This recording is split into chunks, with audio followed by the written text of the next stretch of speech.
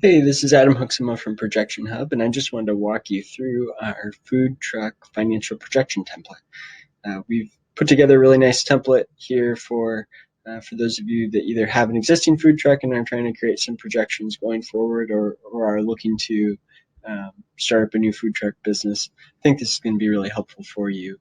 Um, so the first thing you need to know about all of our templates is that any cell highlighted in light blue is an assumption that you can change without breaking anything in the model. Secondly, if you're familiar with working in Excel and comfortable working in Excel, you can customize this template as much as you want. You'll get a fully unlocked Excel file here if you end up purchasing this template. So you will be able to customize if you'd like.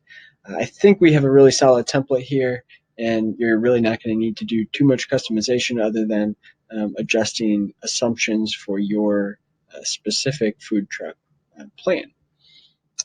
So let me just kind of walk you through what we have here. So in the input assumptions tab here, we have the ability for you to add various assumptions. So your starting cash balance, projection start date. You can add investors, dollar amounts and months that they invest. You can add accounts receivable and inventory assumptions. And you can add fixed assets. So in this case, you'll add your food truck and any equipment as well that you might have. You can add in the fixed assets section. And then you may end up getting a loan, or you might be trying to apply for a loan. And so we have actually 4 slots to be able to enter in multiple loans if you'd like. You can enter in the loan amount and repayment terms for those loans.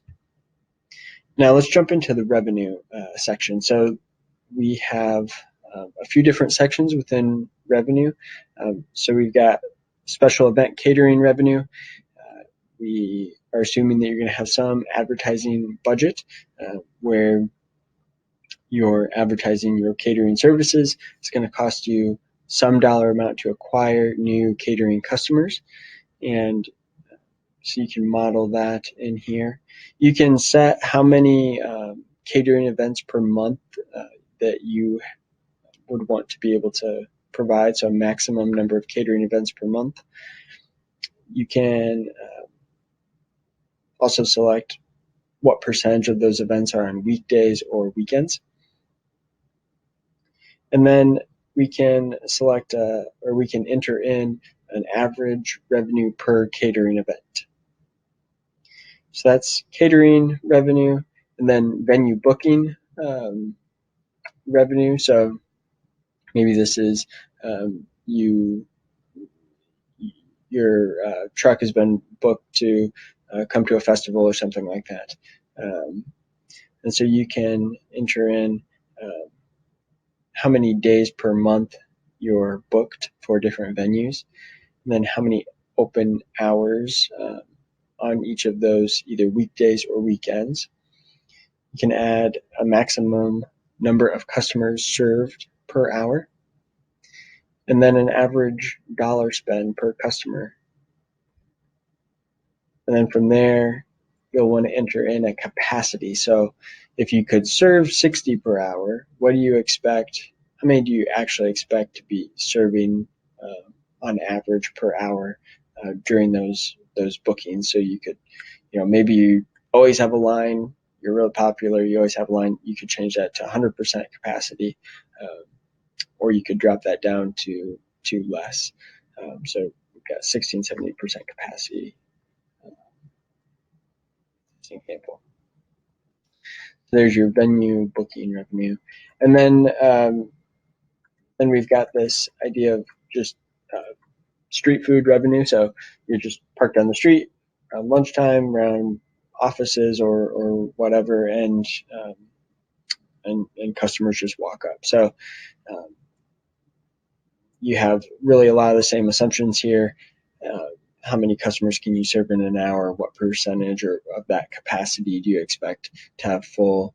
How many hours do you expect to be there? How many days per month, and all that sort of thing. So all 3 of those categories you have revenue for, and all those are added up to give you total monthly revenue. jumping into the input cost of goods sold tab, you'll have direct material, or really food cost, food and material cost, and then labor cost. And you will be able to enter those in as a percentage of sales for all of your different revenue categories. And jumping into operating expenses, you will be able to enter in any of your just kind of general operating expenses. And then you'll be able to enter these expenses in as a percentage of sales or as a fixed monthly amount. So for example, let's say your insurance might be the same every month, right? But your credit card processing fees will probably be a percentage of total revenue.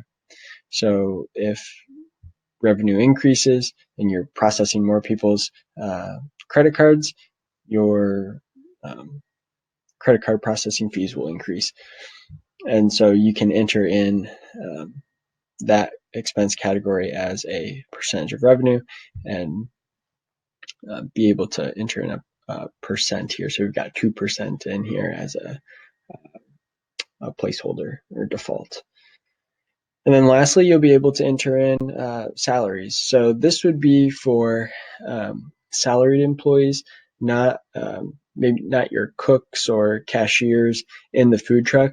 That's really already taken into consideration in your cost of goods sold as your labor cost, right? So this is for managers or salaried positions that are not producing the product, really. Then once you do all that, you're going to get a profit and loss at a glance. So some nice different charts, tables, graphs that you'll be able to throw into your business plan or pitch deck or provide to your potential investor or lender, and you'll be able to do all that here. And then you'll have income statement summary for all 5 years, cash flow statement summary, and a balance sheet summary for all 5 years.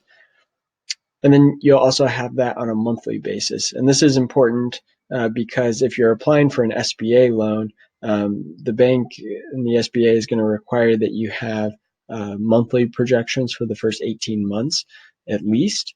And so this will meet that requirement. You've got monthly for all 5 years in this template. And you'll have that for income statement, cash flow, and balance sheet. So that's really it.